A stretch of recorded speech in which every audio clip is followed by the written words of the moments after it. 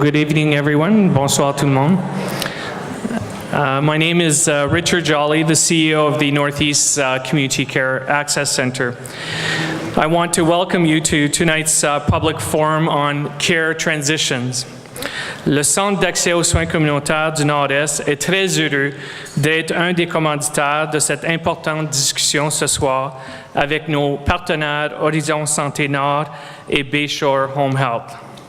It is also supported this evening by the HSN Volunteer Association, Northern Cancer Foundation, and Sun Life. As CEO of the Northeast CCAC, one of my mantras, and one I share daily with my team, is to listen, learn, and lead in that order. Tonight we are here to listen to your stories, to learn from them, and together with your healthcare partners, to take a lead in transforming care transitions in our community. Alors, qu'est-ce que la transition des soins signifie pour nous? En somme, il s'agit de l'étape critique du transfert des responsabilités par laquelle passe chaque patient pendant son cheminement dans le système de soins de santé.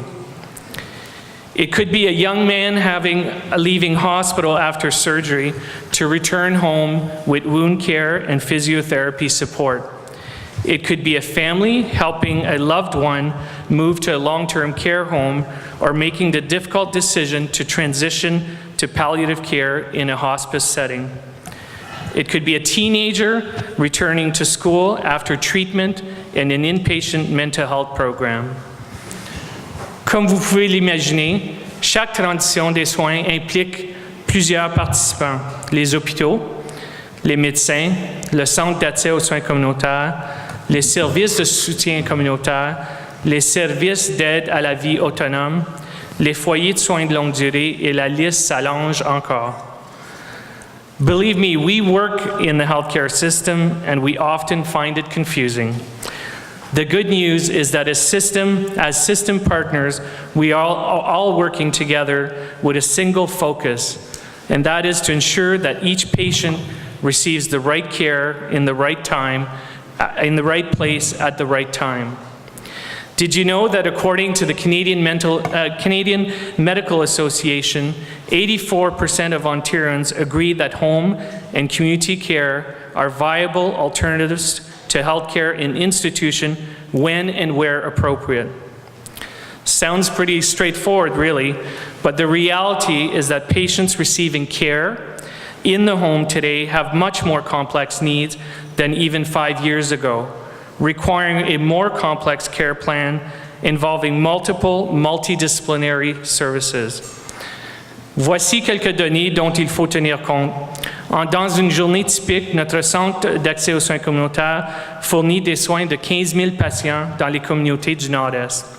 Here in Sudbury, we are helping over 4,800 patients to live safely in the venue of their choice every single day, whether that is in their home, retirement home, or in assisted living with complex needs. On average, out of those 4,800, 1,350 individuals receive at least one visit per day, 7 days per week, 365 days a year. In fact, I compared it, we're a lot like Canada Post. We travel through hail, snow, sleet, and rain to deliver the door-to-door to our patient services.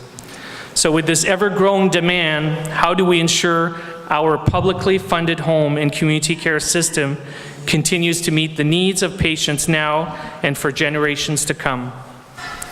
C'est une question ardue, mais je peux vous dire que la réponse à cette question est un livrable clé pour le ministère de la Santé et des Soins de longue durée, notre bailleur de fonds, le ALIS du Nord-Est, et chaque membre du panel ici ce soir.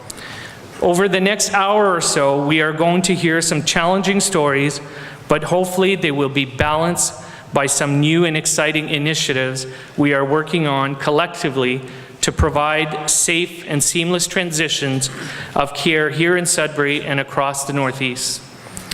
En terminant, je crois que nous sommes tous d'accord pour dire que nous voulons un système de soins de santé où il est facile tant d'y accéder que de s'y orienter. We want to be treated with care and respect at every stage of our health journey. And we want to keep the lines of communication open and hopefully find solutions together. We want to listen, learn, and lead together. We will begin that dialogue in just a moment, but before we do, I'd like to invite another presenting partner of tonight's forum to say a few words. Please welcome Stéphanie Lafrenière from private care coordinator for Bayshore Home Health in Greater Sudbury. Stephanie. Thank you, Richard. I'm here this evening, and I'm happy to see a lot of people here. I wish we could have seen more. The more we have out, the more feedback we get from you out there in community. I'm here today on behalf of Bayshore. I've been working with Bayshore Home Health for the past 10 years, so I've been through the ups and downs and the changes that we have been going through. For those of you who don't know much about Bayshore, Bayshore Healthcare is a leading Canadian provider of home and community healthcare since 1966. Our mission is being passionate and caring about everything we do, about the time that we spend with the clients, how we treat one another, and the quality of our work. Our vision is imagining being the difference. Each and every one of us has the ability to create these special moments, both big and small. We constantly look for ways to make things better and be the difference in the lives of those we care for, work with, and in our communities. Bayshore is here today as a partner in the healthcare system, and we want to support the community in the services we offer to patients in their home and to help those in community looking for additional support in their homes. Bayshore is committed to client-centered care, and we work in partnership with our fellow healthcare providers, agencies, families, patients, and the broader community to alleviate the gaps in communication and build a stronger network for the patient care. Bayshore does offer a wide variety of services. Some of you are on services now currently with us. We also offer therapy and rehab in the home, clinic infusions at our Sudbury branch, and we offer the in-home services such as the personal support, nursing, homemaking, and foot care, and that's just to name a few. Bayshore works in cooperation with the Northeast CCAC, and we also work with other organizations such as Veterans Affairs, private insurance companies, auto insurers, and WSIB in order to maximize the services the patient is eligible for in their home. I'm proud to stand here today as part of the Bayshore team because we are a strong team. We work well together, and Bayshore Home Health takes pride in ensuring our quality of care is up to your standards. Thank you.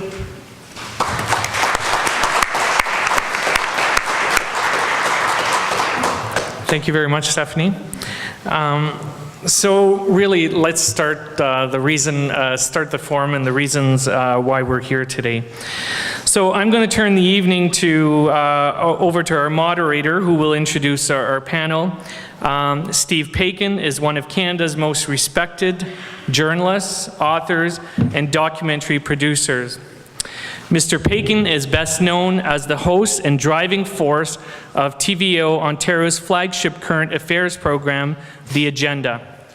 Mr. Paikin has authored 5 books and produced numerous documentaries, winning several awards in the process. He is an officer of the Order of Canada and a recipient of the Order of Ontario.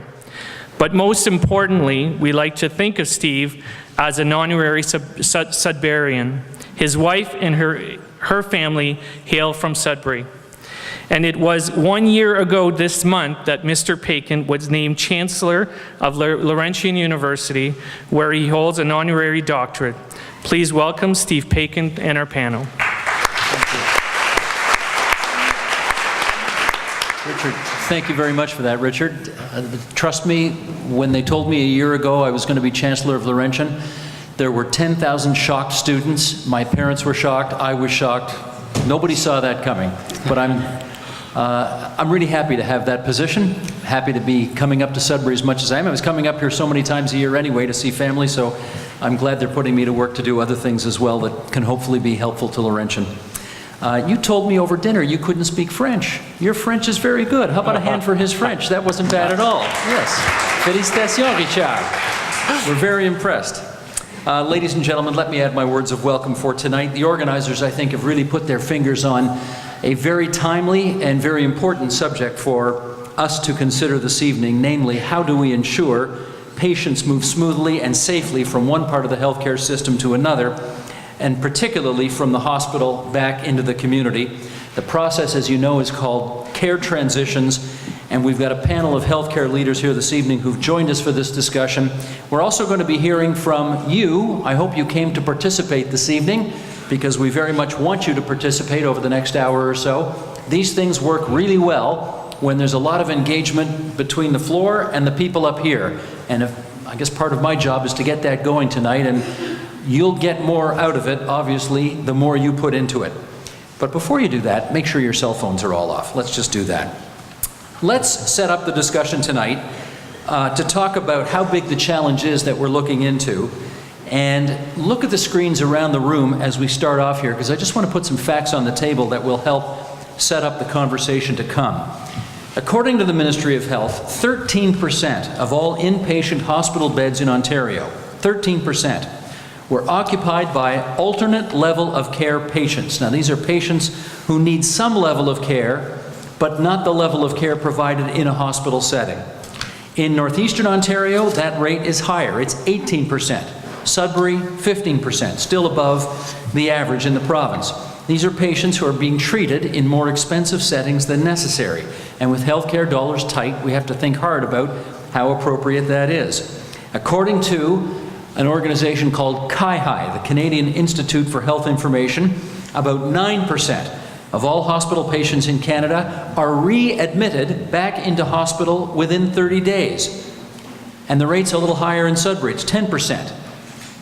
Not an efficient use of dollars there. According to StatsCan, in 2012, about 460,000 plus Canadians said they did not get any of the help they needed at home to help them manage their chronic conditions. And more than 330,000 say they didn't receive enough. That's a lot of people. And most did not ask for help from a family member or an organization. So clearly what we're talking about here tonight is a big challenge to the healthcare system. There are big gaps. This is a Canada-wide problem, not just a problem here in Greater Sudbury. So we're going to talk about those gaps tonight and figure out how we can close them. To that end, let me introduce, on the far end, David Lamb. He's the Manager of Policy for the Transformation Secretariat at the Ministry of Health and Long-Term Care. The Secretariat has launched a province-wide initiative called Health Links to deal with this challenge. We're going to talk more about that tonight. On the other end, the other David McNeil. He's the Vice President of Clinical Programs and Chief Nursing Officer at Health Sciences North. Over the past few years, HSN has launched a number of initiatives to help patients make a better transition back home. Frankie, even though you don't pronounce your last name properly, I'm glad you're here this evening. Her last name should be pronounced Vitone, because she's a nice Italian lady, but instead she pronounces it Vitone? Really? Frankie Vitone is the Senior Director, Care Coordination for the Northeast CCACs. These are the Community Care Access Centers. They're one of the community agencies responsible for coordinating and delivering home care, and it too has launched new programs and services for care transitions. And one of the really great and recent, I'm sorry to say, developments in the healthcare field is the voice of the patient and the voice of the family, which for too long has been ignored, or at least not listened to carefully enough by healthcare providers. And I think that's changing. At least that's what people who are in and around the system tell me now. And Carol Talevy, you're here tonight representing the voice of the patient and the family. We're glad you're with us. Carol spent the last 3 years looking after her mother, who was in and out of hospital and in and out of home care systems. And your mother died, what, I guess it was last year your mother eventually died? May of 2013. May 2013. Yes. Carol's experiences have prompted her to join the Patient and Family Advisory Council at Health Sciences North. We're going to have a good discussion here tonight, folks, and would you please welcome our panel to the Steelworkers Hall this evening. Thank you. Carol, I think it's appropriate that we start with you because it's all about patients and families, and I want this audience to have a better sense about what the last couple of years have been like for you as you tried to manage your mother's situation. So, let's talk about some of the challenges you encountered as you were dealing with that crisis. Start us off first. What was her sickness late in life that she was dealing with? She had chronic kidney disease and anemia and heart disease, so her care was complicated. It was a whole bunch of different stuff, Yes, eh? yes. In and out of hospital a lot? Yes, we went to Emerge a few times, only to be sent back. One time, 2 months before she passed, she was sent from the retirement home she was living in 3 times in 6 days, and then she was admitted. And we didn't really know what was wrong with her. How old was she when she eventually died? 88 and a half years. There was a time when that would have been considered a good long run, but nowadays, I bet you'd like more. Yes, I would have. Yes, I would have. As you were having these constant interactions with the healthcare system, how satisfying was it for you? At times it was, and at times it was confusing. Where did it go well? What did you like about the interactions? A lot of the Emerge doctors were very nice to me and went over and above and helped with diagnosis, so that was good. A lot of the nurses were very nice to my mother too. So you felt listened to? At times, and times not. At times not. Let's talk about some of those. When did you get the sense that the system was not there for you? Sometimes when there was discharge from the hospital back, I thought it was a little early, that she really wasn't strong enough to cope, and yet she was sent. One time I asked to postpone for a day because I'd had surgery on my hand, and I knew that I had a doctor's appointment, and so I knew my husband was going to be in charge, and my mother needed assistance to go to the washroom. So that's pretty hard for a man with an elderly woman. So sure enough, as soon as I got home, she'd been waiting and needed to go to the washroom badly. And because of the problems with your hand, you felt you were unable to give her... Well, I just needed that one day, get the stitches out, and then they wanted me to learn how to do injections too, but I couldn't with not having use of both hands. So you asked if she could stay in the hospital for an extra day, and what'd they say? No, it wasn't going to happen. And the reason given was? Just that was time for discharge, you know. Was time to go. Did you accept that explanation? Well, I pretty well had to. But you didn't like it? Not really, no. Okay. Were there, I mean, obviously, with all of the problems your mother had, there were a number of different healthcare professionals who would have been tending to her care Yes. over long periods of time. Yes, yes. Did you get the strong sense that one team was in good communication with the next team and the next team as you dealt with her continuum of care? Not exactly sure about that. One time I was at a follow-up appointment and I asked if they'd received the report from the Emerge, and they said not yet. So. Okay. In one discussion of her case, while she was still in the hospital, we've talked about these community care access centers, which are supposed to help with organizing care once they're home. Yes. How well did that go? Sometimes it went well. Sometimes I found they met with my mother and not necessarily with the both of us.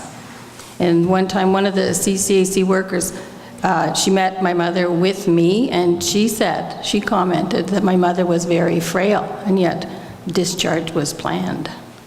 So she didn't think it was a good idea that your mother was discharged? Well, she didn't say that, but she did comment that she was very frail. Do you think you got good service from the CCAC?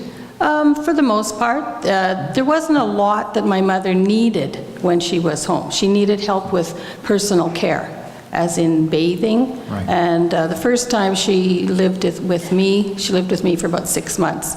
We had PSWs coming, RPNs coming. Personal service workers. Yes, Yeah. RPNs coming, nurses as well, dietitians, foot care people, so yes.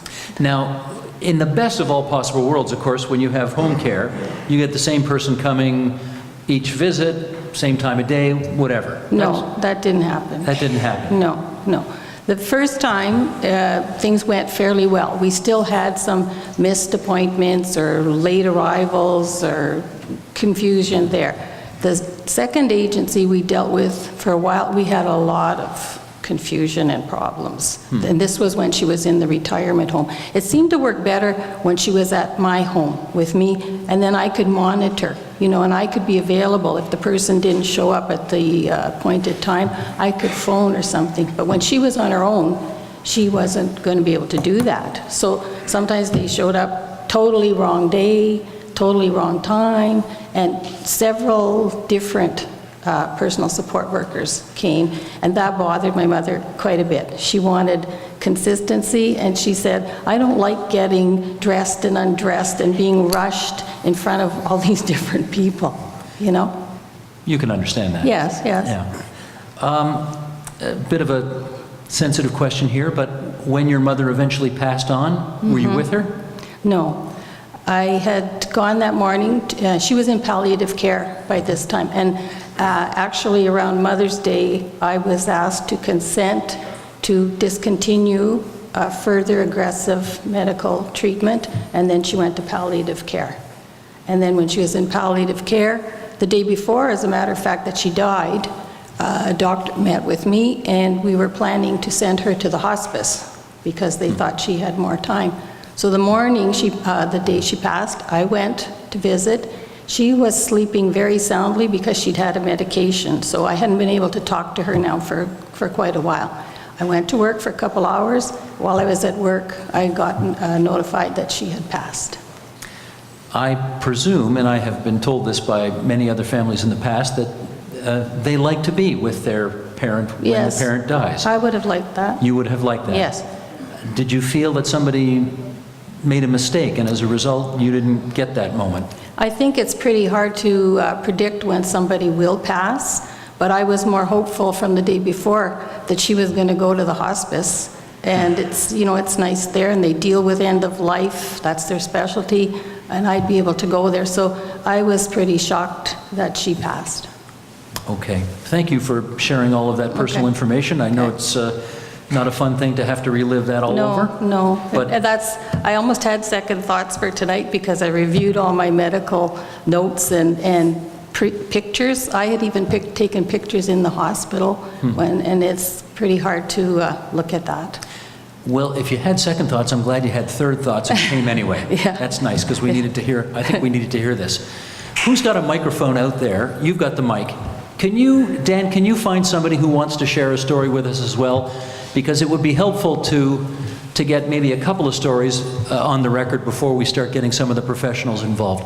Do you see somebody right now who will help us here and get started out, who's been through a similar experience and might want to put something on the record? I see a hand right there, Dan, in the middle of the room. So we'll go on over there. Thank you very much. Maybe you could just stand up so we can all see you.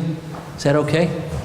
Hi, good evening. My name is Lydia Ripel, and I would like to share the experience that I had when I lost my husband about a year and a half ago. My husband and I went to the hospital, and he got diagnosed with pancreatic cancer.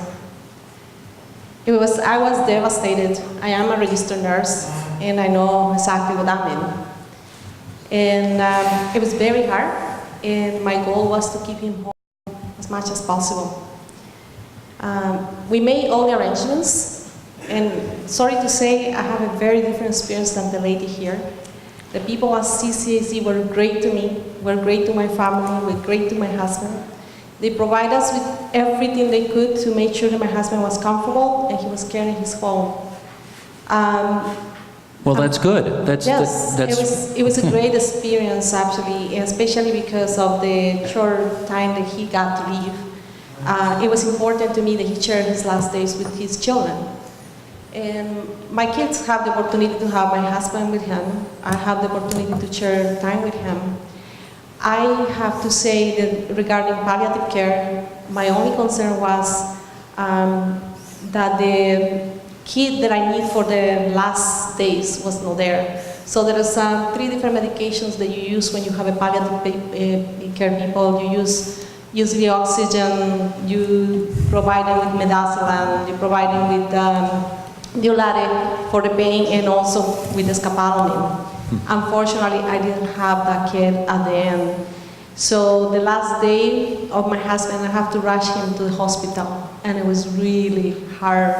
the travel. I never realized how bad it was to travel in an ambulance, because I went with him and all the jumping and all the bumping and how uncomfortable he was.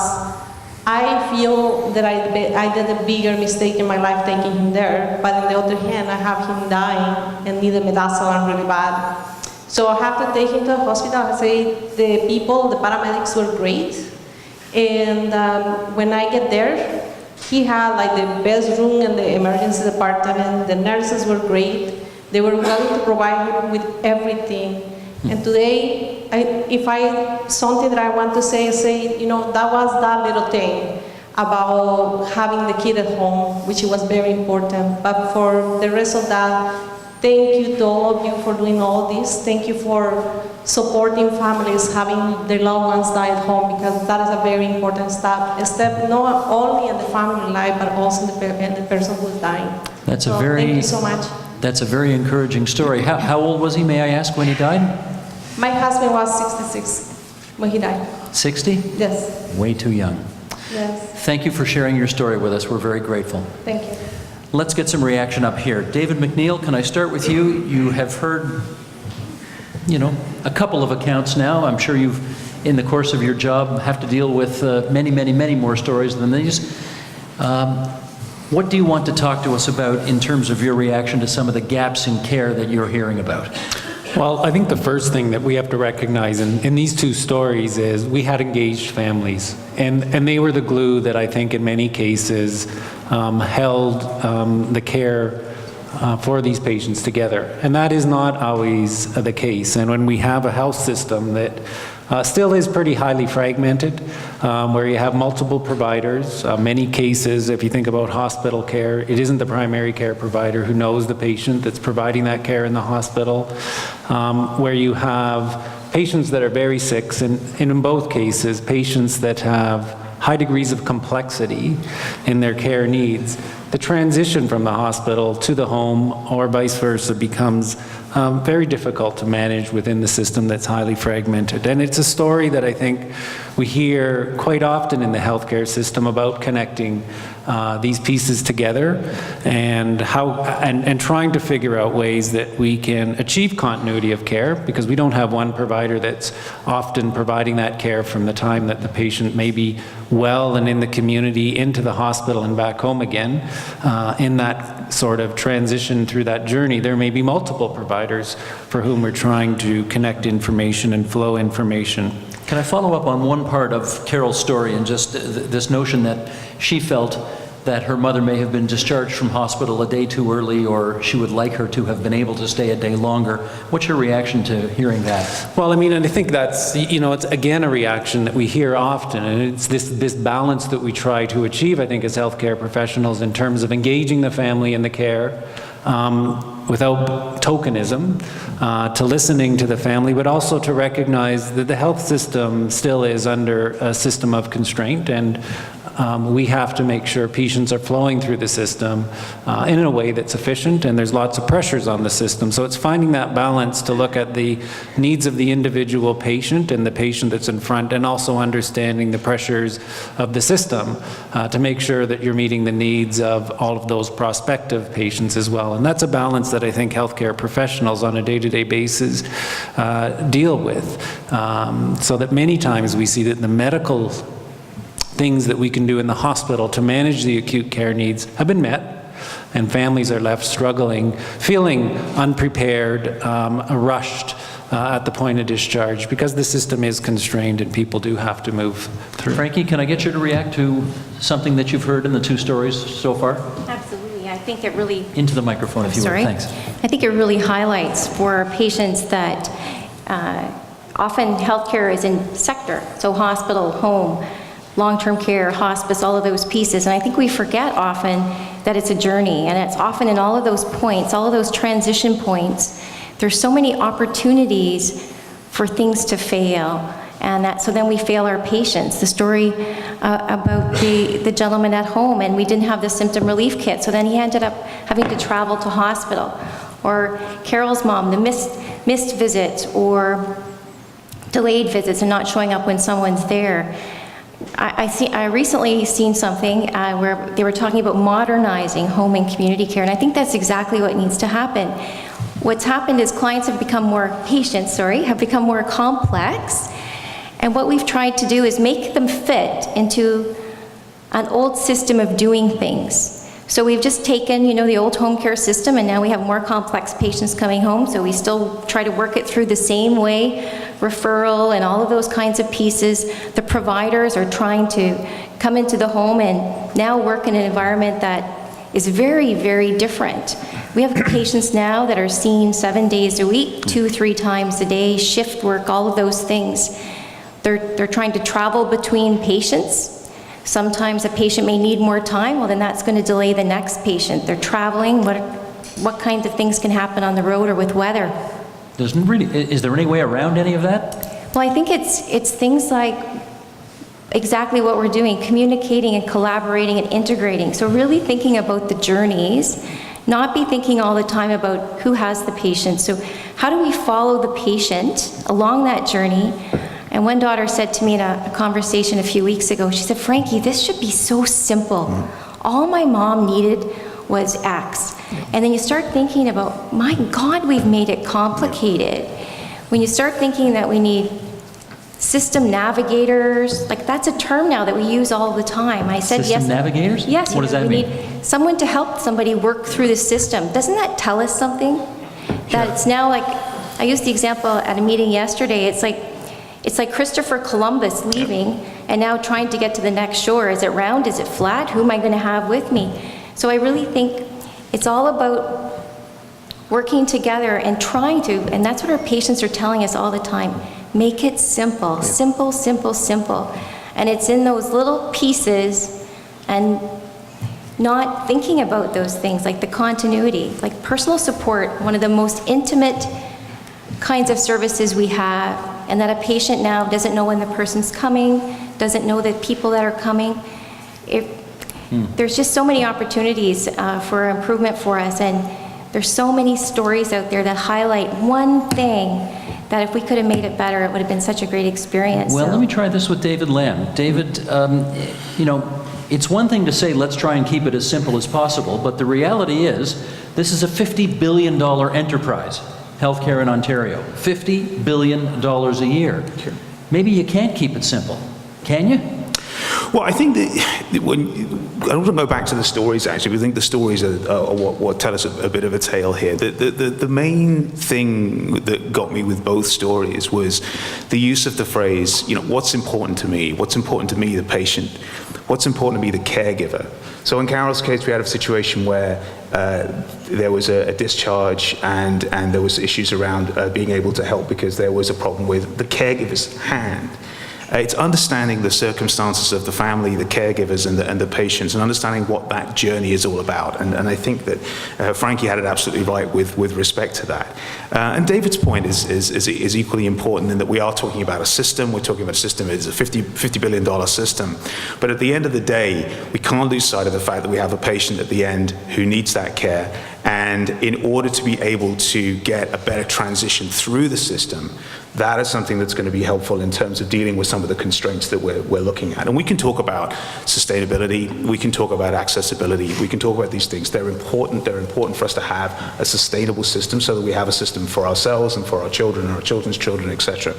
But at the end of it all, we have to think about the patient's role in that, and understanding that patient-centered care is ultimately going to be better care. And I think that that's what we're looking at in certain areas with initiatives like HealthLinks, where we're looking at understanding how we can transition a patient from one piece of the sector to the other, from the acute to the home, understanding the patient's care, when they get their care at home or closer to home, there are often better outcomes, and there's that better experience. And there's so many times that in the journey that we have in putting HealthLinks together, which I'll talk about in a little while, is this idea of what's important to me. All I wanted was this, understanding, that the care that you receive, the clinical care that you receive, that your families receive, ultimately is not just in tune with what's needed clinically, but also what's needed in terms of the quality of life you want to live, and understanding what you want to get out of your life, and understanding those things are in tune. And I really, agree with the sentiments up here around needing to be able to communicate, to listen to one another, and to plan that care so that we understand what's happening with the patient. And that's really what coordinated care, I think, is about, and I think what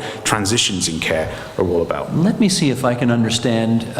Carol, I'll bring you back in on this. In particular, we're always told that the gatekeeper to the healthcare system is the family doctor.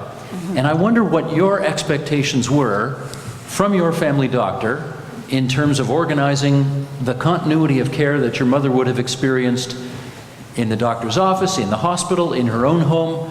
What were your expectations about that? To begin with, at first my mother did not have a family doctor. Her doctor had retired, so we would go to the clinic. Then when she did start experiencing serious health issues and went to the emergency department, then you have a hospitalist. A hospitalist? Yeah. That's a new term. I'm not familiar with that. It's a hospital-based doctor. Yeah. Okay. Or if your doctor doesn't have hospital privileges and doesn't get in there, so we encountered quite a few over the time that she was sick. When she went to the retirement home, one of the attractive issues for me was that she was getting a doctor there, because there's a doctor at the retirement home that sees and you agree, and then they take over the care. In less than 2 years, that changed 3 times. The doctor in the facility changed? Yeah, changed 3 times. Yeah. Which was not good for her? Not really, You feel like you're starting from scratch every time with a new doctor? But the last doctor was, she prepared a health summary for me. She had just taken over, and that was going to be wonderful for my mother.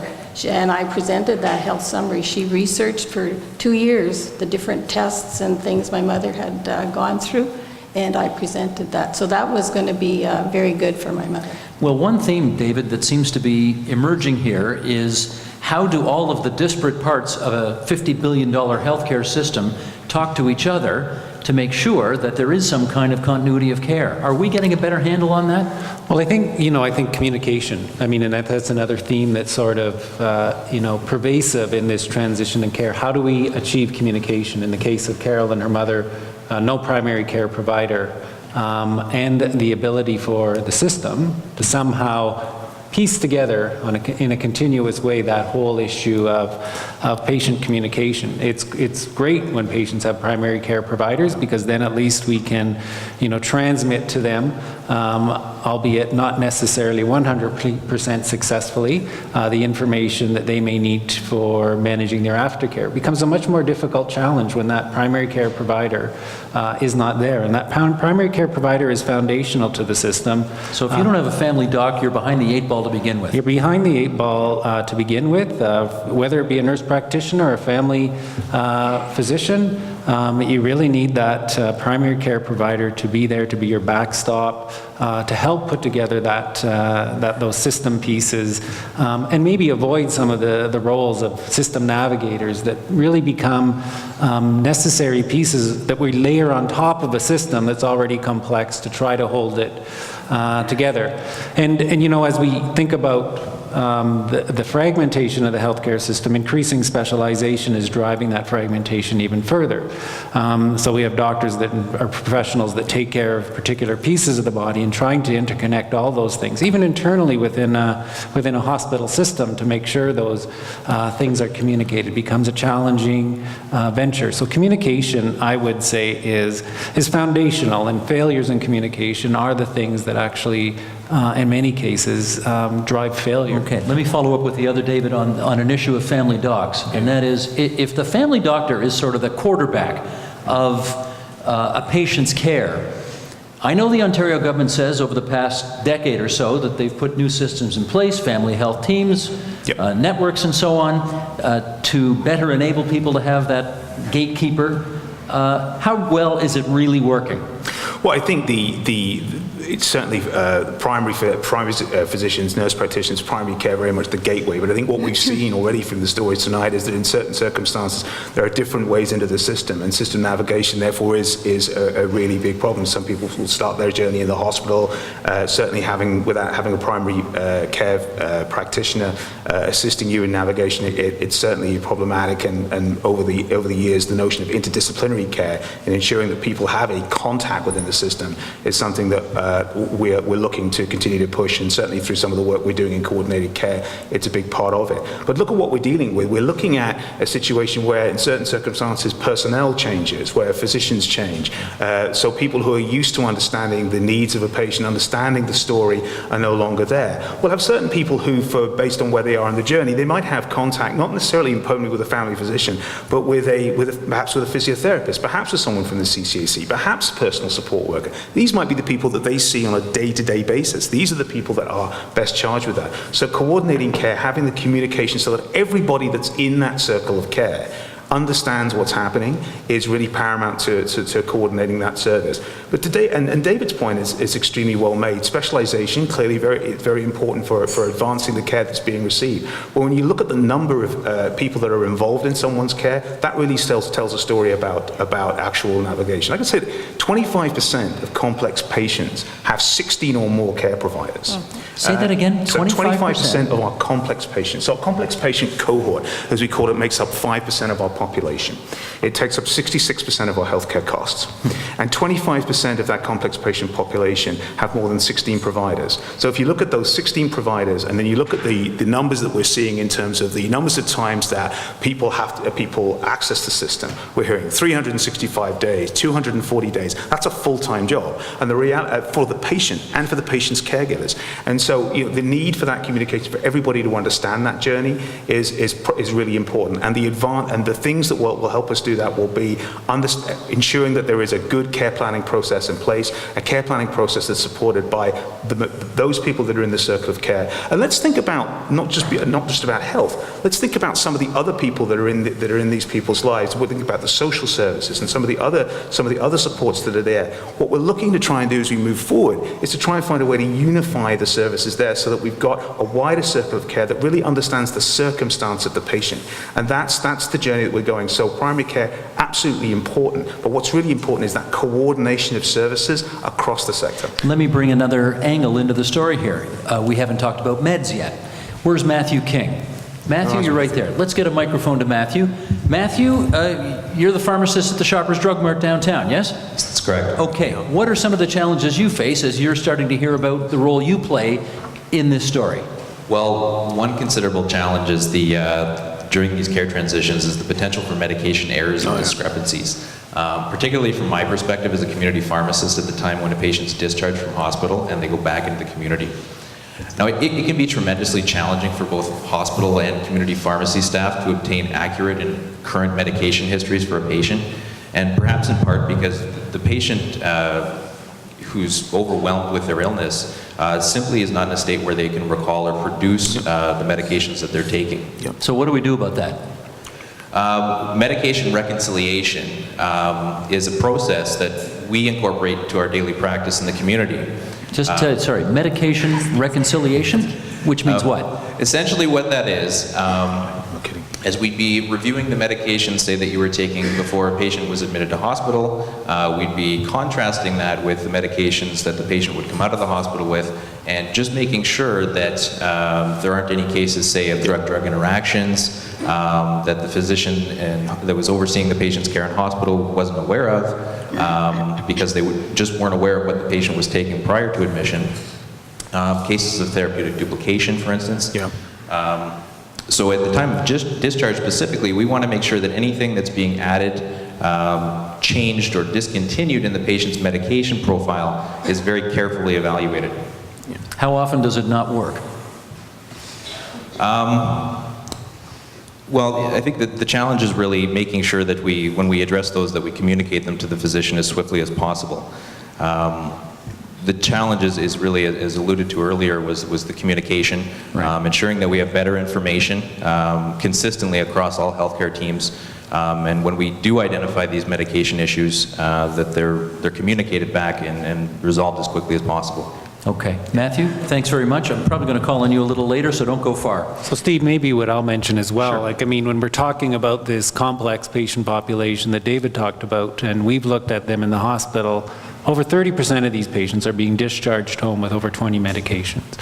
Sorry, say again?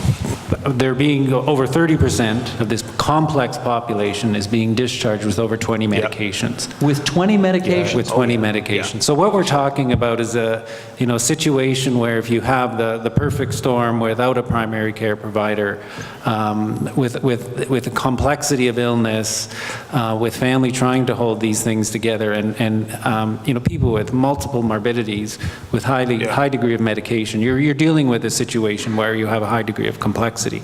It's a significant undertaking to make sure you get every one of those 20 medications absolutely right. Yeah. And significant labor, and really, that is a significant issue. And maybe the other piece that, when we looked at primary care, and locally what we've tried to do is put in place for those families or patients who don't have that primary care provider, we've had to layer into that a service called the Short-Term Treatment and Assessment Program, which is essentially in discharge, we're sending these patients off to a clinic where there is specialized care for geriatrics, and we're trying to help those patients through that transition from that complex illness in the hospital where they may not be fully recovered, and help them maybe get on their way while they're at home. Carol, I want to introduce another somewhat sensitive topic, and I want you to start us off on this as well. We need to, I think, get a better understanding of when it's the healthcare system's responsibility to care for our loved ones, and when it's the family's responsibility to care for our loved ones. And it's a complicated question because, let's get into it. Okay. I can only answer for myself. Please do. Being my mother, I was very willing to help in any way I could, and being responsible just to give all these medications. I had a whole page the last time, and I wasn't familiar with inhalers, and my mother was put on that in the hospital, which I didn't know. I said, oh, inhalers. And they said, she has a new one now. I said, she never had them before. Well, she does now. And I didn't know, my mother didn't know how to administer it to herself either. And no one had told you how to do it. Oh, they gave me a crash course the day we were Now, when you say crash, it was yeah. Just snap this in here and do this, and then, okay. But I read all the brochures because, I do that from the pharmacy. So I thought, well, I think I'm kind of comfortable here doing this. But what if I wasn't? What if I was doing it wrong? but you did get it right. Yeah, I You were hope on so. top. I hope so. How many? Now, I it sounds like- persevered. It sounds like your mother was one of the kind of super complicated cases that we've heard Yes, described here. yes. She was, eh? It got more so. She was pre-dialysis, and How many meds do you think she was on at any one time? probably about 10. 10 different, and you had to organize all of that? Yeah, I did, yeah. Did you And I feel- also was working, so I had to around that schedule, to make sure that she got these things, and I had everything lined up, make sure that it was done. Did you feel confident enough that you could be on top of that? Fairly for myself, but like I say, I can only answer for me as to what somebody else's responsibility, that's up to them. Right. You know? Frankie, let me bring you in on this because I imagine in your travels you see families who want to be very hands-on like Carol, and then you see other families, maybe they're in their 40s and they got 3 or 4 kids and they've got very busy lives and they don't have the time to take care of mom or dad. What do you do about that? Well, I think it's just like anything, right? Our patients are all individual and our families are all individual. And we also have lots and lots of patients in the north who live really far away from family. They live in small communities where their families now moved away. They have no one close, and that is one of the really unique things about Northeast Ontario. We do have lots of isolated seniors. So I think it's about providing different options for people, and I think that's what's really fun for all of us in healthcare is to see now how the different options are increasing. So we've got short stay respite that's available in day programs. We have short stay respite available in long-term care homes.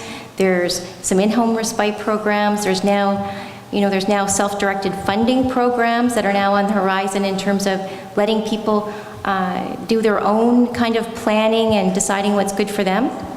So I think it's all about, and it's all, for us, it's part of doing exactly what Carol said, providing information. So often we all take for granted that people know things, so providing good information about how to do things, where to get things, all of those kinds of things. And so one of the new programs that's out that's very popular right now is our new health line, where people can get that kind of information about the different services. They can phone or they can go on site. So Give us a straight goods though. More families want to be involved in the care of their old sick parents or don't? I don't know if it's fair to say they don't want to. I think for some people it's new experience and they need support in doing it. Like when we're talking complex patients, this is not for the faint of heart.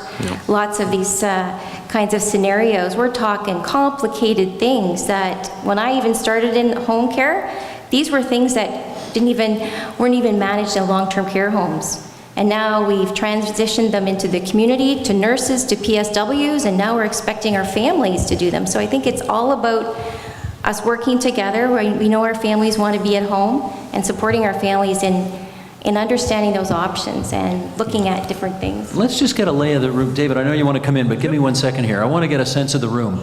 Can I see with a show of hands here, how many people in this room tonight have at one time or another had to be hands-on responsible for an older relative or parent, and you were responsible for their care?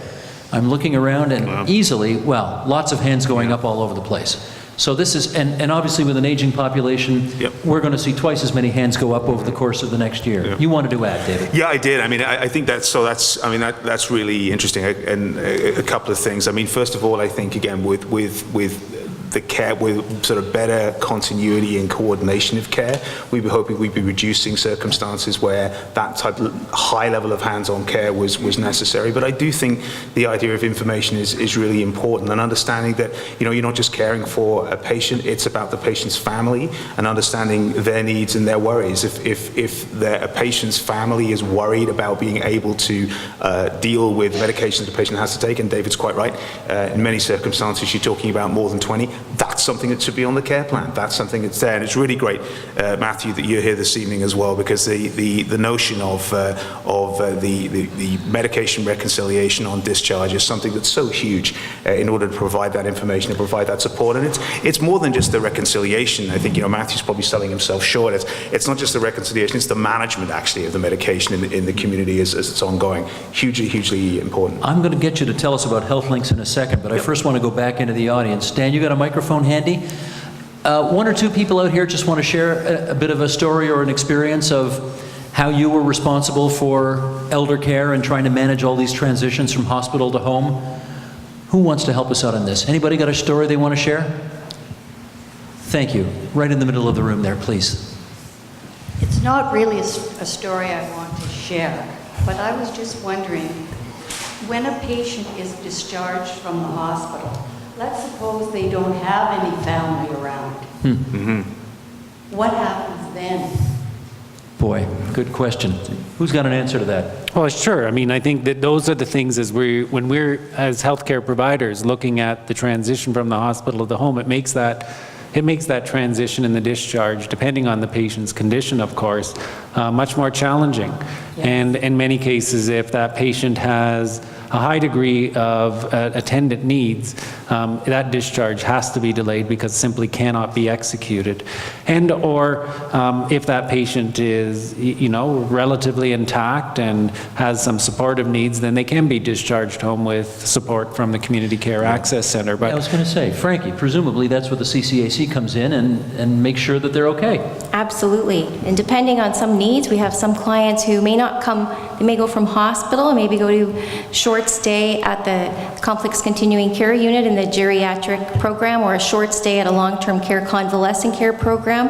And that's where I think the system is now evolving, and it's providing so many more options for home and community care that we're able to do different plans to meet different needs.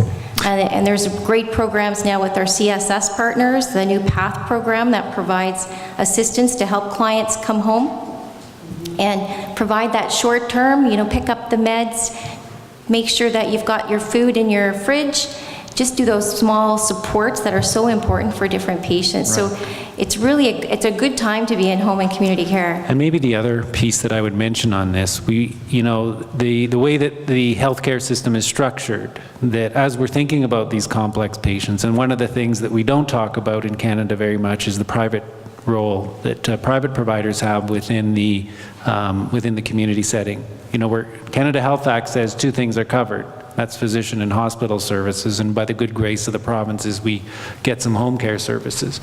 But, private care is an option. Retirement homes are private providers, as well as many other service providers. So those are things that, as the system evolves and as the patient population ages, and if you think about the context and the demographics of the North, we have significant youth out-migration. So we're not Southern Ontario where we have that same ratio of children still living here in this city to care for elderly patients. So it presents another complexity that I think as providers within the North we have to seriously consider. And in Sudbury we're a bit luckier than other northern communities surrounding where we live. But that's whole role of, that thing that we don't really like to talk about in Canada healthcare, and that's the role of private providers. And if we're not going to fill that policy vacuum through public providers, then that is where we're going to have to rely more and more heavily, potentially, as we look at community. Did you want to add anything, ma'am? I'd just like to say also that my mother was in a nursing home. I won't mention the nursing home. They tried their best. She was in there for 4 months, and during those 4 months, luckily I was retired. I was an only child, and I was there from 10 o'clock in the morning till about 2 or 3 o'clock in the afternoon, just helping. I went home. I had a family to look after also. And then I went back at night to make sure she was bathed and everything. And like I say, they tried their best, but they really needed more help. And I think if they got that help, many patients would benefit. And something else I would like to add is, about a couple of weeks ago, I was watching television, and it was a center down south, and I developed a new service, and it was the paramedics going around and visiting patients who were discharged from the hospital. And this one gentleman was excellent. If you had seen on television the look of those patients when this paramedic and the people and the other paramedics who were helping him go around and check on a regular basis these people who were severely sick. Yeah. I mean, you had to give the guy a medal. And I was just wondering if this is something that could be adopted here in Sudbury. Sounds like your mom was pretty lucky to have you for a daughter as well. Thank you very much. Yeah. And I'm sure there's other people here who experience the same thing, like you give, and give, and near the end. Let's see if we can find it. Dan, have you got somebody else we can hear another story from? Somebody? There we go. Thank you very much. What is Sudbury doing and the hospital doing with the homeless that are discharged? Homeless discharged. Good question. An even more difficult demographic to serve. Yeah, and I think, that is becoming a big challenge at the hospital for certain patient populations. Maybe just to mention to the lady that presented before, the hospital does work very closely with the Community Care Access Center, implementing what we call a care transition nurse and rapid response nurse program that fulfills very much the same role as the community paramedicine program that you mentioned, and I think it would probably be in the York region. We're also going to be implementing with our Sudbury EMS providers a very similar program here in Sudbury. The ministry's just announced that funding, so that program will be initiated in January here, where between the hospital transitioning patients to rapid response nurses in the community, working with our EMS providers, we'll be doing very similar follow-up that you saw in that pilot project. But to the issue of the homelessness question, it does present present a barrier to discharge. And I know that we have a very professional social work team that works to make sure that when patients are discharged, even if they're coming in often without a home, that they are discharged to a home. What the more complex issue is where patients are admitted to the hospital and their home is given up. And then we are left with a very difficult transition from the hospital to the home, where we're working as healthcare professionals trying to find where is that location and venue of care. And that happens with frequent. What do you do in that circumstance? Well, we have to work, and we have to look at the alternatives, whether those be retirement homes, assisted living facilities, whether we have to look at group homes, whether there is agencies in the community that can help care for the indigent population, or long-term care facilities sometimes end up being the venue of location for people when it's not the most appropriate venue. Just before we go back to the audience, David, I did say a second ago that you're onto this thing called Health Links. Might be helpful at this point just for you to give us a description of what that's all about. Sure, that would be great, because it covers a lot of the points that I think we've heard up to now. The Health Links program is something that's has been in operation, or began in operation in Ontario in 2012, and it is really setting up groups of providers, essentially, sort of virtual groups of providers from different facilities to actually get at that nut of sort of coordinating care for, as it stands right now, the complex patient population.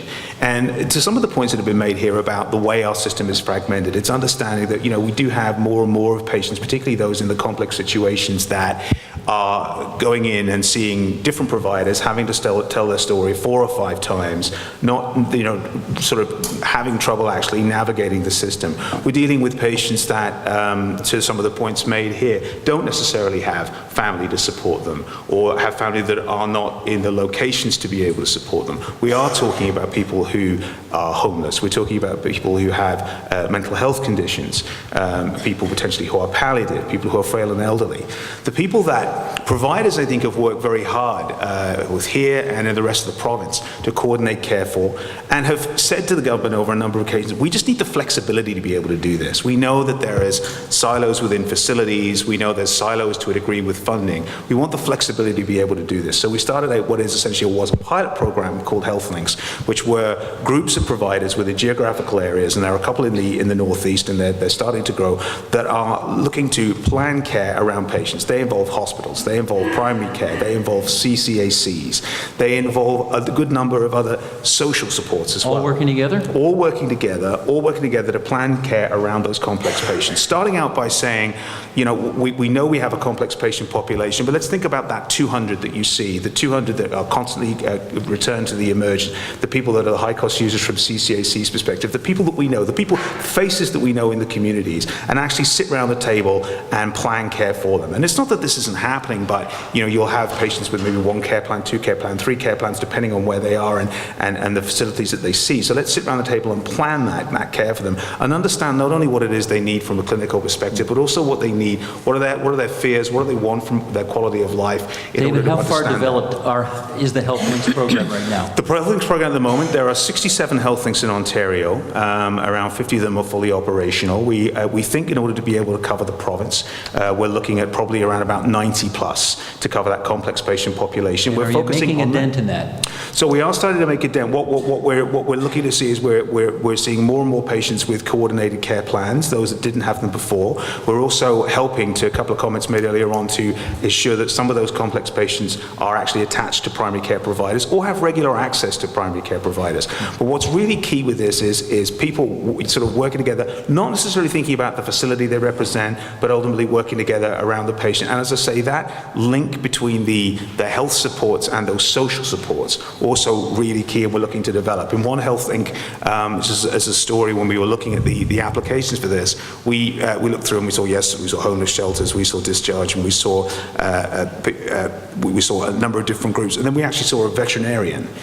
And so we looked and thought, okay, I wonder when there's a veterinarian that's part of this health link. So I had to call up and actually ask the question, because you probably need to find out why there's a veterinarian as part of that. And the answer we got back was quite simple.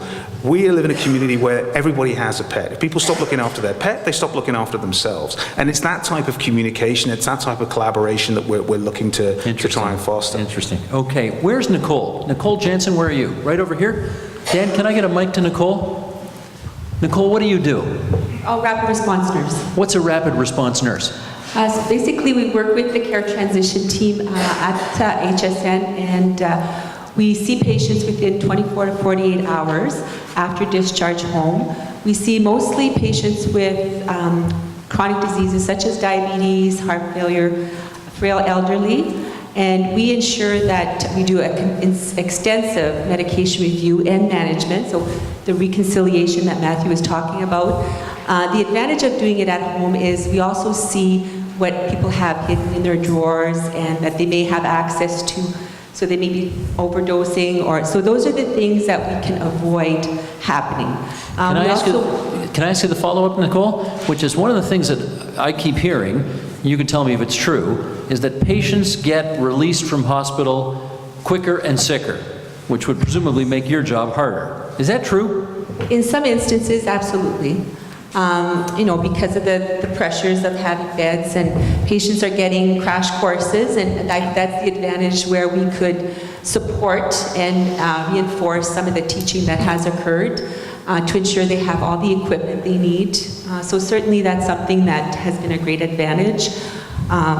People go home with new pens for insulin and not all of the equipment, so they're not able to give their own insulin. So those are the things that we see in the community. The other thing is we work very closely with primary care practitioners, so if there are some discrepancies in medications or some issues, because we do a head-to-toe assessment, we certainly would look at working with the primary care to try to resolve those. Okay. Nicole, thanks very much. I think there's a question back there. Was there? I just wanted to ask, if a person who did not have a family doctor and was discharged from the hospital, would you be the one who would see that there be a follow-up to see how that patient is doing at home without a family doctor? Could you just repeat the question so everyone can hear you? Thank you. If a patient is discharged who does not have a family doctor and they're sent home, would you be the one who would be following up to see how they're doing when we don't have a family doctor who sort of checks on a regular basis? Okay. So certainly we do see patients who don't have primary care. So what we would do is do a complete assessment, review the medications, and then work with either outpatient clinics or walk-in clinics. Also, sometimes we have access to our nurse practitioner who, through CCC, who might be available as well. So we do try to work with the resources that are in the community, so Healthcare Connect, the nurse practitioners that are available, and certainly the walk-in clinics. Good. Does that mean that there's sort of a record kept of the progress of that patient when they were sent home, when they don't have a family doctor? Because when you go into a walk-in clinic, for example, you may not see the same doctor each time. That's or right. the same health care worker each time. So I'm just wondering, how is it able to be continued to monitor someone who's discharged from the hospital who does not have their own family doctor? Great question. That is a challenge. Yeah. That's a challenge is the answer. Yeah, I mean, certainly the only record for progress would be with the records the rapid response nurses have, but certainly the rapid response nurses is only involved for about 30 days, and then after that, the care coordinators through CCAC manage a service plan. Okay, thanks, Nicole. I'm just keeping an eye on the clock, everybody, and I want to get a few more voices into this thing. Where's Terry Tilichak? Terry, you're right here? Can I get a mic? Or Terry, why don't you just come to the microphone right here? Terry, tell everybody what you do. What I do? Yeah, what's your job? I'm the Senior Director responsible for policy and planning at the Northeast Lynn Local Health Integration Network. That's right. It's a very long title. And so your responsibility is basically to work with our communities and our health service providers to plan health services across the Northeast. Our official mandate at the Lynn is to plan, fund, and integrate as per the legislation. What Of the problems that you've heard about here tonight, what are you doing to address some of them? Well, we're doing lots, actually, and I would been hope working. so. That's what we want to hear about. That's right. This is a very important topic, something that we've been working on for some time in the system. Probably didn't start early enough looking at the demographics. It's hard enough in an urban setting, but when we look at the area that the Northeast Lynn covers, which is about 400,000 square kilometers, we go all the way up to the James Bay coast, over to Sault Ste. Marie, and then North Bay to the east. In that population area, we've got 100,000 people that are right now at this point 65 years of age or older. In just over 20 years, that number is going to grow to 170,000. So this issue about transitioning through the system is only going to become more important for us. The issue of primary care is an interesting one. If you don't have a primary care doctor, I think you said you're already behind the 8 ball. Yeah. And when we look at the numbers provincially, 6% of our population in Ontario is unattached right now. And in Sudbury, that number is 10%, and that number will get a little bit higher and a little bit lower depending on where you go in Northeastern Ontario. So we do have a program in place called Healthcare Connect. It is managed and run through the Northeast CCAC, which is a program to attach unattached individuals to primary care practitioners. Is it working? I think it is working. How do you know? Because we look at the numbers and we see how many are attached. But we have a large unattached population, and we need to continue trying to look at not just physicians, but all aspects of primary care to support our population. Okay. One more thing, Terry, because and then I want to get Matthew back. Sure. So a couple of other things are just the PATH program, which has already been mentioned, which is the priority assistance to transition home. We have programs in Sudbury, Sault Ste. Marie, Timmins, North Bay, Espanola, and Parry Sound now, and it's working very well. And that's PSW supporting patients who are coming out of the hospital, discharged, and ensuring that they've got the supports available when they're at home.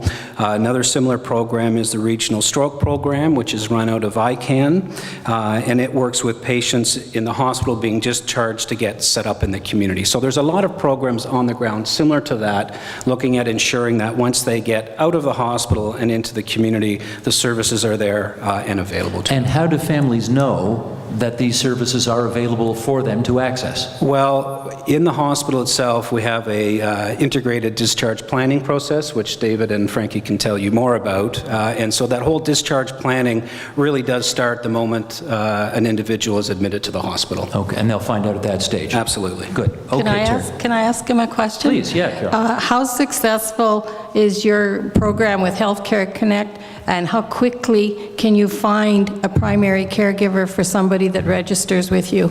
It's not as successful as we would like it to be. We know that there are about 1,500 individuals right now that have been on there a very long time, almost 3 years.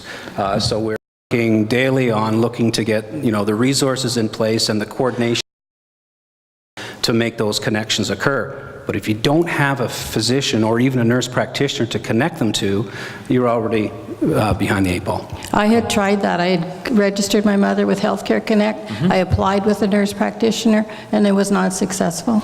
Do you know why? I don't know. And I wonder too, somebody said to me they went to a doctor that was taking new patients and asked to be one of the patients, and he refused. Is that happening? Is that true? Yes, it is up to the individual physician to determine whether or not they'll accept the patient. And why would that be? That's a good question. It's the system as it is. Aren't they paid by the government? But maybe I'll turn that over to the ministry. Good job I'm sitting at the end of the table here. There's an exit over there. I'm not an expert in this particular area, but I understand that when we're looking at the issue of physicians, they have the ability to decide whether they're going to accept a patient or not. I just want to know why they wouldn't take the patient. What would the reason be? Too complex? Maybe they're full, maybe they're... Well, no, they said they were taking patients. Oh, I see. So as a Healthcare Connect said they were taking patients, but they... No, the doctor. I'm talking about an individual doctor. Yeah. Yeah, it's a hard one to answer. It could be for a number of different reasons. Because I know another couple, they went for an interview and they were declined. Okay, Matthew, get back up to the microphone here, because you were talking about this medical reconciliation business. I'm told you've got some kind of pilot project going on this? Yes, so there's a collaborative project underway right now between Health Sciences North and Shoppers Drug Mart. What we really wanted to look at is how we could improve our standards and our expectations as far as communication is concerned, and establish better documentation. So earlier I mentioned that sometimes we'll identify issues with medication. We want to reduce the chance that there are any errors, and ultimately that we don't want to see the patient being readmitted to hospital as a result. So how it works is that there's select patients who are existing patients of ours at Shoppers. They're advised that when they're discharged from hospital that they speak with their community pharmacist and they have a meds check done. Now a meds check is a free service, and it's been around for several years now. It does include that reconciliation component, so again, reviewing any changes to medication, making sure that you have a full and accurate list, but it also has an educational component, and I think that's very empowering for the patient. They have a better understanding of what they're taking and why. But anyway, the end result is that we establish a document where we've identified any potential problems and we've made our recommendations, and then we can communicate that back to the physician in the hospital, and ideally the family physician as well. How long has it been up and rolling? It's only been for a few months, so unfortunately we don't have a lot of data. At the end, ultimately we want to see fewer patients being readmitted to hospital as a result of this service and through better communication. So on our end, our goal is to ensure that 100% of patients who are selected as part of this project receive a meds check when they're discharged, and then we make sure that that's communicated back to the hospital as swiftly as possible so we can address these issues. Good. Thank you, Matthew. I have a couple of jobs here. One is to make sure that I keep everything on time so that we save time for more informal conversations after this formal program is over. So let's take a couple of more questions here. I see gentlemen at the back, and I see this person over here. So let's go with those two. Dan, straight ahead. Yes, the gentleman with the scarf in the middle of the room. Let's get some brief questions and brief answers, and then we'll make sure we're done on time. So I want everyone, my name is Hugh Cruzel. I represent the local CARP chapter here in town in Sudbury. I would indicate that you should look at the person next to you on both sides and observe what I observe from back here. 2/3 of the population of this room are women. We're going to have a big challenge facing us, and I wonder if those of you in the healthcare field realize that the wedding of a man and a woman 50 years ago, the woman was younger, she's been carrying the weight of this transition. What's going to happen as we move through that population? Any words on that? Mr. McNeil, you want to go for that one? Well, I don't know if I understand the question, but you know, I think as the I really don't understand the point of your question, but you know, let's just get clarification here. Are you saying that women have been carrying the ball quite a few years as their men age ahead of them, and now those men are gone, and these women are going to need a lot of different care. So who's going to take care of these women is the question. So I think that we're already experiencing that within our healthcare system. The individuals who, quite frankly, in the healthcare system are the oldest and the most frail end up being by higher proportion women.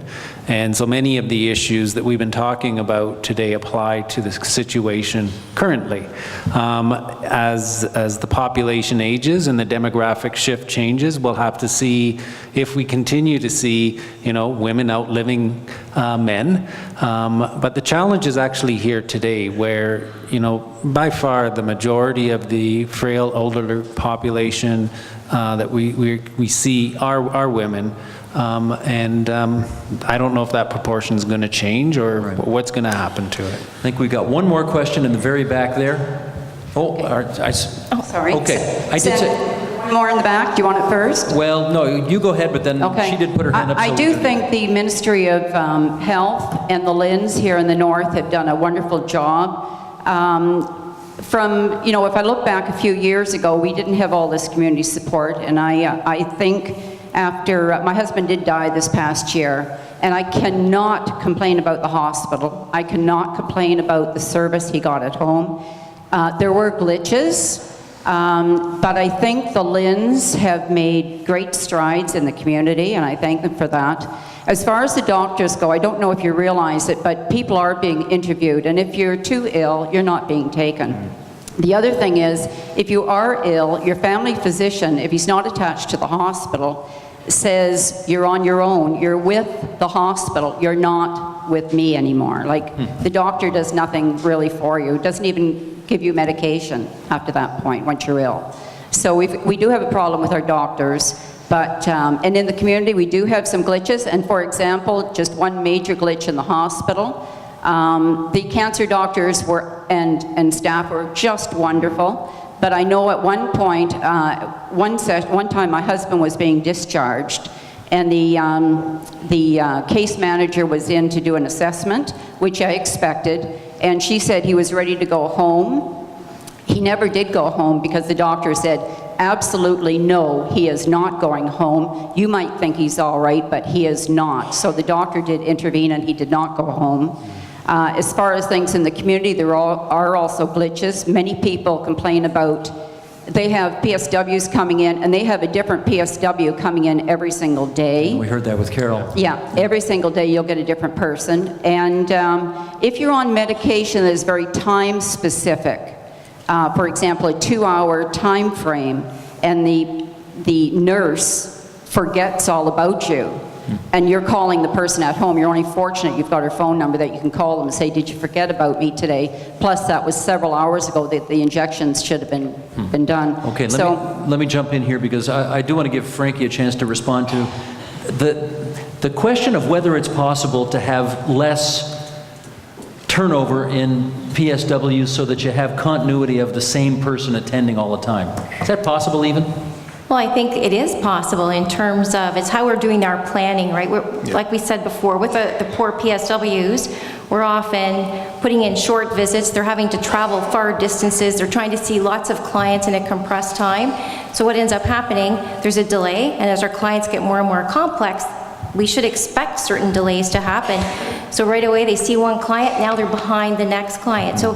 And our providers are working really hard at doing all sorts of different things to ensure that we can do better scheduling, because I think you really need to understand home environment. 4,800 clients on, that's 4,800 home environments. Lots of variations can happen, weather, roads, all sorts of things. So it's really trying, what I think has happened over time is we've tried to put the same environment in hospital into home. It doesn't necessarily work. It's not the same kind of environment. And that's where the work needs to happen in terms of modernizing us a little bit in terms of technology. So now we have ability to share information, the provider sharing information with PSWs on changes, communicating different information. Okay, Frankie, I'm jumping in here because, again, time is fleeting. And last question at the back, please. So David, on the right-hand side, briefly mentioned costs, private care, etc. So I have a bit of a two-level question that I don't think you're going to be able to address because it's quite big. Most of the conversation tonight has been around, I think you said about 5% of the population, that accounts for approximately 66% of the healthcare budget, something like that. Mm-hmm. Yep. So I'm thinking right now, and those are people that, need care and are having complications around their care, and some are having successes around their care. I'm thinking now about the people who are coming into the system and are maybe coming out of the system a year later or 2 years later. They've had some kind of critical illness, heart attack, stroke, cancer, something that has caused them to come into the system. So how, for the first layer of the question is, how is that growing slice of the budget for the critical care clients and the aging population going to impact those people coming in and coming out of the system moving forward? And why do you think that Canadians don't understand that we are moving forward into cost sharing? That you said that the government will provide hospital care and doctor care, but there's a lot more care that needs to happen, but Canadians don't seem to get it. Okay. Did you want David? I don't think that there's really a simple answer. Did you want David McNeil to answer this? Or? I think I'm sort of directing it. Okay. Thank you. Go ahead, David.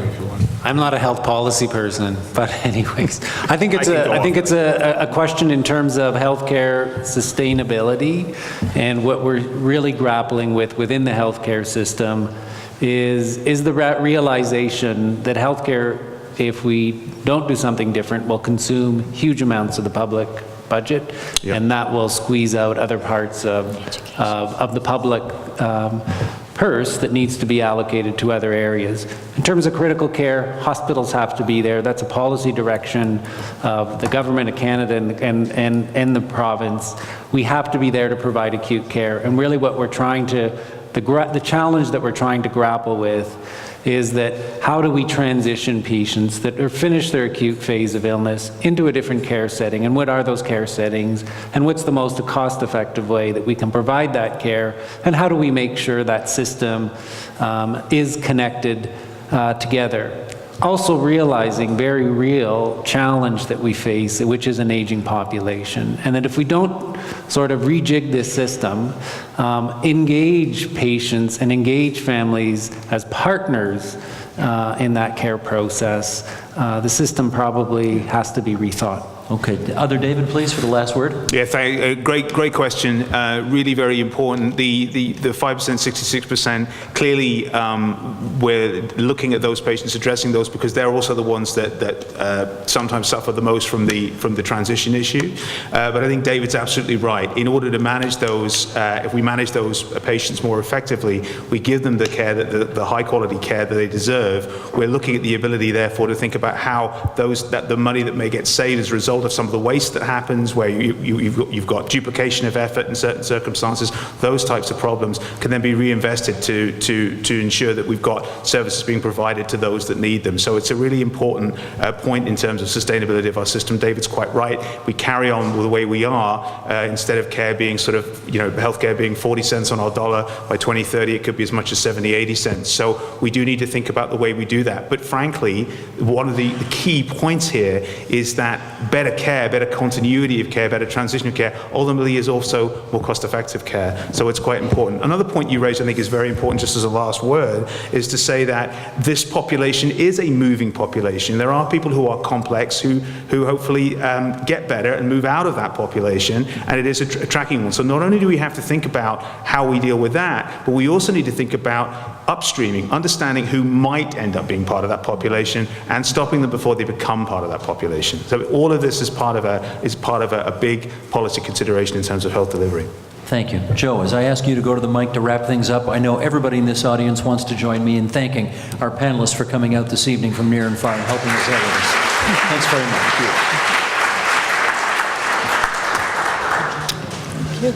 Thank you. So I'm Joe Pilo. I'm the Senior Vice President and Chief Operating Officer at Health Sciences North, and I'm here to bring a lot of thanks tonight. So first, as Steve did, I want to thank our panel. I think they did a fabulous job.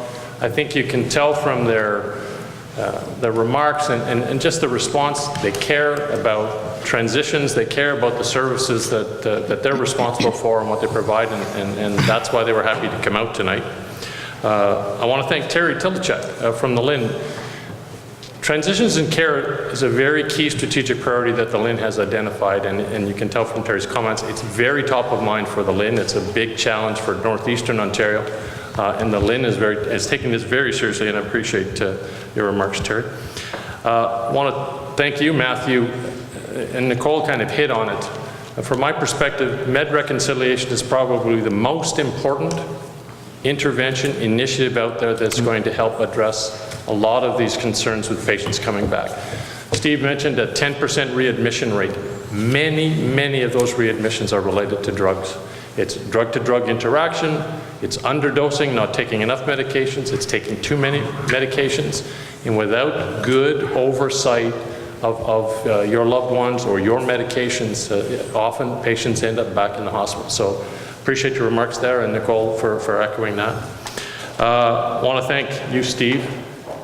You did a fabulous job, no surprise to any of us, I imagine, but of covering the breadth but the complexity of the issues that are facing us as providers and that are facing you as patients and families. These are not going to go away, and so we need to make sure that they are top of mind and that we are addressing them. And so I appreciate the job that you did there. I want to thank my partner organizations, the CCAC and Bayshore, for partnering with us to host this. This is very important to us as a group. We believe that we need to improve the system.